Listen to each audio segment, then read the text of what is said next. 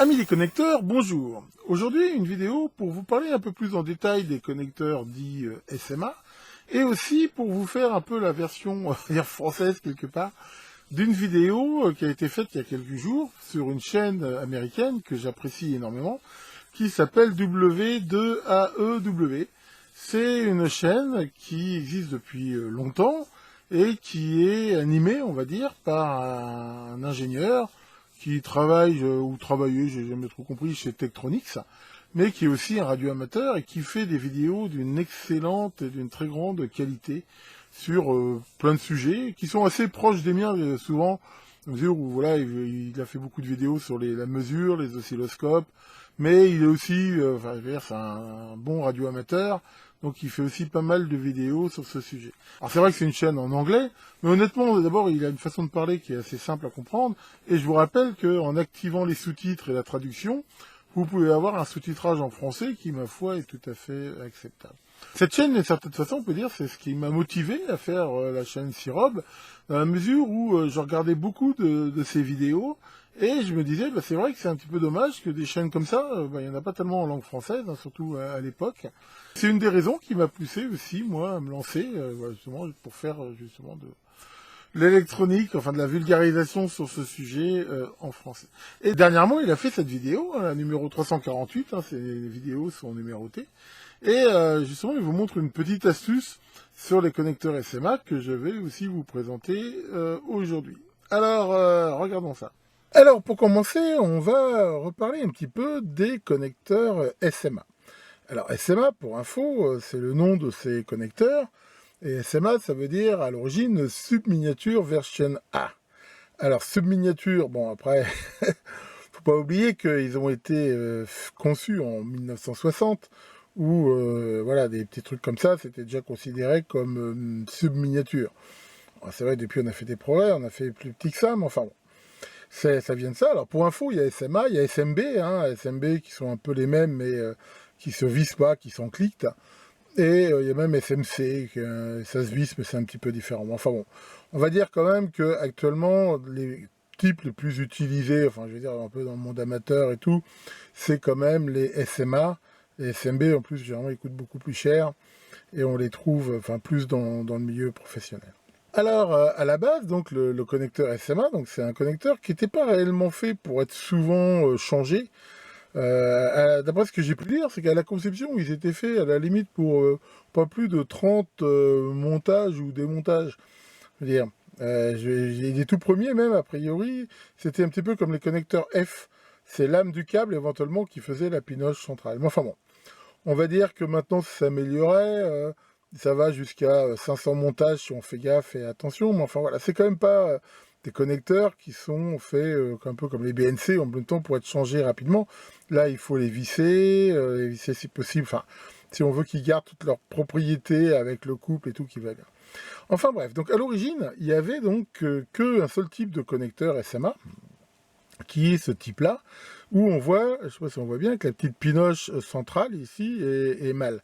C'est-à-dire on voit qu'il y a là ce filetage, ça c'est ce que les Anglais appellent plug, qui est donc fileté à l'intérieur, et à l'intérieur, cette petite lame centrale, on va dire, ça autour c'est la masse, qui est, je veux dire, mal. Et à l'origine, il n'y avait que ces modèles-là, et donc qui vont après dans des embases qui sont bien sûr complémentaires, où on voit, ça ressemble un petit peu à du BNC, si on veut, où il y a bien sûr le filetage correspondant, et là, comme on peut voir, l'ouverture femelle, on va dire, de la pine centrale. Alors c'est pareil, ces notions de mâle et femelle, bon, voilà, on va dire, c'est mémotechnique par rapport à des choses dont je ne vous fais pas de dessin, mais déjà, c'est un peu bizarre, parce que là, c'est vrai que la pinoche centrale est mâle par rapport à la femelle, mais si on regarde bien, c'est bien la partie filetée qui rentre ici. Bon, enfin bon. Je veux dire, à l'origine, voilà, c'était considéré ça comme le SMA mâle qui venait donc se visser sur des embases femelles qui généralement, mais pas toujours, étaient plutôt sur un châssis par exemple. Donc on va trouver ça sur des appareils et ça c'est plutôt des câbles qui viennent se mettre dessus. On retrouve ça un peu dans les BNC et tout. Donc c'était fait pour une impédance de 50 ohms. Alors à l'origine c'était fait pour marcher jusqu'à 18 GHz. Après C'est pareil, je veux dire, depuis, il y a eu des versions qui montent un peu plus haut, un peu plus bas. Mais d'un autre côté, même 18 GHz, il faut vraiment du bon matériel. Puis c'est fait pour des câbles qui sont relativement petits. Donc souvent, c'est plutôt le câble qui va limiter la fréquence qu'autre chose. Mais enfin bon. À l'origine, donc, c'est comme ça. Et donc, il y avait tous ces connecteurs SMA. Il y a quelques années, il y a eu en fait une utilisation de ces connecteurs-là pour du matériel un peu plus grand public. En particulier des trucs pour le Wi-Fi, Bluetooth, enfin des trucs comme ça. Et là, bien sûr, les États-Unis, enfin comme beaucoup de grands pays, ils ont fait des tas de règles et de façon à limiter la puissance. Et là, il y a quelqu'un qui a eu une idée de génie ou pas, je sais pas comment on peut dire ça, où ils se sont dit on va garder le même connecteur, mais on va l'inverser, de façon à ce qu'on puisse pas facilement mettre des antennes pro à grand gain sur du matériel grand public. En gros, c'est un petit peu ça l'idée. Et ils ont gardé exactement le même connecteur, mais on voit qu'un connecteur, enfin 10 mâles, hein, comme ça, qui se visse, maintenant l'intérieur, là pour le coup, il est femelle. Et il faut bien sûr l'utiliser avec le connecteur, on va dire femelle qui va bien, qui lui à l'intérieur, on va dire, a une petite pinoche. Donc ça s'appelle du RP-SMA, hein, ou du RSMA aussi. Donc RP pour Reverse Polarity. Ce qui fait que bien sûr, à la base, c'est pas compatible. C'est-à-dire que si j'ai une embase comme ça, bon, on voit bien que je ne peux pas y mettre ça. Alors, où c'est un peu trompeur, c'est que si on ne fait pas gaffe, quand c'est deux pinoches mâles comme ça, c'est évident qu'on ne peut pas les mettre. Mais si c'est deux femelles, à la limite, on peut les mettre, mais il n'y a pas de contact réel. Alors, comme ils sont assez proches, ça peut faire un contact capacitif, mais ça fera une liaison complètement pourrie. Donc, il faut bien sûr toujours vérifier que c'est bien, et on va dire que selon vos équipements, vous avez bien le bon système ici. Alors, bon, après, moi je trouve que c'est un peu débile d'avoir fait ça, mais dès qu'il y a des gens qui font comme ça des connecteurs, la première chose que vont faire des fabricants, c'est des adaptateurs. Et on va avoir ici, voilà, un adaptateur mâle-femelle, enfin, il y a tous les adaptateurs possibles. Et d'ailleurs, j'ai acheté ici ce petit lot là d'adaptateurs, où on voit qu'il y a tous les types possibles de mâle-mâle, femelle-mâle, enfin voilà. Avec ça, on peut faire toutes les combinaisons, il y a même des T, tout ça pour faire des dérivations, il y a des connecteurs coudés, et ainsi de suite. Donc, alors c'est sûr, déjà qu'avec toutes ces possibilités-là, on voit que ça donne un nombre de possibilités d'adaptation qui est, ma foi, relativement important. Mais bon, je vous en avais déjà parlé, hein, dès qu'on tombe dans les adaptateurs, et encore là, on est que dans la famille SMA. Après, j'en ai déjà plein, il y a des trucs pour aller de SMA vers BNC, vers du N, enfin vers tous les connecteurs possibles, inimaginables, ce qui fait qu'on se retrouve avec des flanqués d'adaptateurs, et en même temps, la loi de Murphy aidant, c'est toujours pareil, souvent, on les a tous, sauf celui dont on a besoin. Ou alors, souvent, en fait, moi, ce qui m'arrive en ce moment, c'est que je les ai quasiment pas tous. Enfin, les plus courants, mais souvent, j'en ai qu'un exemplaire. C'est aussi pour ça que j'ai racheté ça, parce que, ah ouais, merde, mais il m'en faut deux, donc j'ai pas. Alors après, on arrive toujours à bricoler en disant, tiens, je vais mettre un truc comme ça vers une BNC avec un autre adaptateur. On arrive à bricoler, mais je rappelle que c'est pas une bonne idée de mettre des adaptateurs. Parce que même s'ils sont conçus pour, à chaque fois qu'on va mettre un adaptateur, on va forcément rajouter de la perte. Parce que là, il a beau être bien, je veux dire, voilà, il y a forcément une rupture d'impédance, même si c'est censé être bon, ça rajoute, enfin voilà, je veux dire, ça rajoute de la perte. Alors, pas forcément très grande, tout dépend un petit peu de quelle fréquence on travaille, et ainsi de suite, mais enfin, en règle générale, surtout en HF, moins on met d'obstacles, d'adaptateurs, de coudes, de machin, mieux c'est, quoi. Voilà pour ces adaptateurs. Et bon, voilà, c'est un lot qui coûte pas très cher, hein, il y a vraiment un petit peu tous les types. Alors, si on regarde bien, parmi cette pléthore d'adaptateurs, il y a un type qui, à la limite, comme ça, paraît un petit peu bizarre. Et on pourrait même croire que c'est lui qui a fait ça. Je sais pas ce qu'il fume, mais c'est de la bonne. Vu que c'est un adaptateur, on va dire, qui adapte une sortie SMA femelle vers une sortie SMA femelle.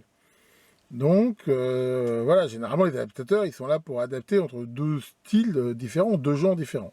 Donc là, il fait, je veux dire, rien. C'est-à-dire, on voit que, même si on en a plusieurs, on peut en mettre autant qu'on veut, comme ça, à la queue leu, mais ça ne change pas la sortie.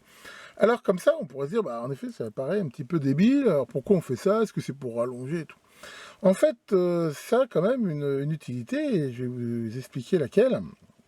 Et c'est justement ce que montrait W2AEW là, sur sa chaîne, c'est des connecteurs dits martyrs. Alors j'appelle qu'est-ce qu'on appelle des trucs martyrs dans la mécanique ou autre. C'est des choses qu'on sacrifie, je veux dire, de façon délibérée, en disant bah, ils vont se reprendre plein la gueule, mais voilà, c'est pour une bonne cause, on va dire. C'est pour ça ce nom de martyr, je veux dire, d'être abîmé pour quelque chose. Le martyr, c'est typiquement la planche de bois qu'on met sous quelque chose qu'on veut percer, et voilà, qui sert de support. Enfin voilà, c'est tous ces trucs-là qu'à la fin on va changer. Hein, c'est du matériel dit expandable, hein, comme disent les Anglais. Alors pourquoi ce système? Alors on va prendre ici un appareil que je vous ai déjà montré, qui est un super petit analyseur, qui est le fameux Nano VNA. Cet appareil-là, comme beaucoup, on voit, il a voilà, deux connexions SMA qui sont montées ici sur le PCB. Alors, c'est très bien, mais cet appareil-là, par définition, on ne va pas arrêter de venir y visser des connecteurs, des câbles, des machins en permanence. Alors, comme j'ai dit, à la base, le SMA, c'est quand même pas forcément un truc qui est fait pour être monté et démonté tout le temps.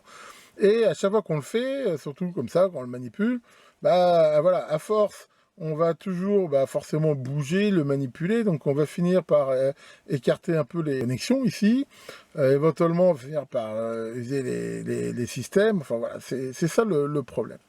Et l'idée, c'est que si jamais, à un moment donné, le connecteur ici est endommagé, le changer est relativement complexe et coûteux, c'est-à-dire qu'il va falloir que je démonte le bignou, que je le dessoude, souvent c'est soudé avec un plan de masse et tout, c'est pas évident. L'idée donc de ce genre de connecteur, c'est d'en faire des martyrs. Donc là, on vérifie si le truc est bien propre. Je vais mettre sur chacune de ces connexions un connecteur martyr, alors, en le serrant, je vais dire, correctement. Voilà. Ce qui fait que maintenant, ça là, je vais quasiment jamais les enlever. Et je viendrai toujours brancher mes mesures sur ces connecteurs-là. Ce qui fait que si jamais, à force, j'ai un mauvais contact, ils deviennent pourris, je nique le filetage, n'importe quoi, bah, je dirais c'est pas très grave, parce que ça coûte que dalle, je le change, et j'ai pas besoin de changer ça. Alors c'est vrai pour un Nano VNA, c'est vrai pour n'importe quel appareil, et ce principe-là d'ailleurs est vrai pas simplement pour des connecteurs SMA. C'est pour ça qu'on peut trouver des fois des adaptateurs BNC, N et autres, qui sont aussi, je veux dire, qui ne changent pas de genre, mais ont cette vocation ici à être martyrs. Alors, après, vous allez me dire, ouais, mais tu nous dis qu'un connecteur, ça rajoute de la perte et tout. Oui, c'est vrai que ça en rajoute toujours un petit peu. Alors, celui-là, il va pas en rajouter énormément, mais il va en rajouter. Mais d'un autre côté, de toute façon, le Nano VNA, je vous l'ai déjà montré, quand on l'utilise, il faut faire cette phase de calibration, hein, ou de normalisation, un peu comme on dit sur les analyseurs de spectre, qui permet justement de prendre en compte les éventuelles pertes et défauts, de façon à avoir une mesure la plus juste possible. Donc là, quand on va calibrer le bignou, bon, on le calibrera avec ces connecteurs martyrs, et normalement, voilà, ils ne seront pas pris en compte dans les mesures. Hein. De toute façon, bon, je ne vais pas vous le faire parce que c'est long, mais j'ai même fait l'essai en fait de le calibrer sans, de regarder après l'impact qu'avaient ces adaptateurs.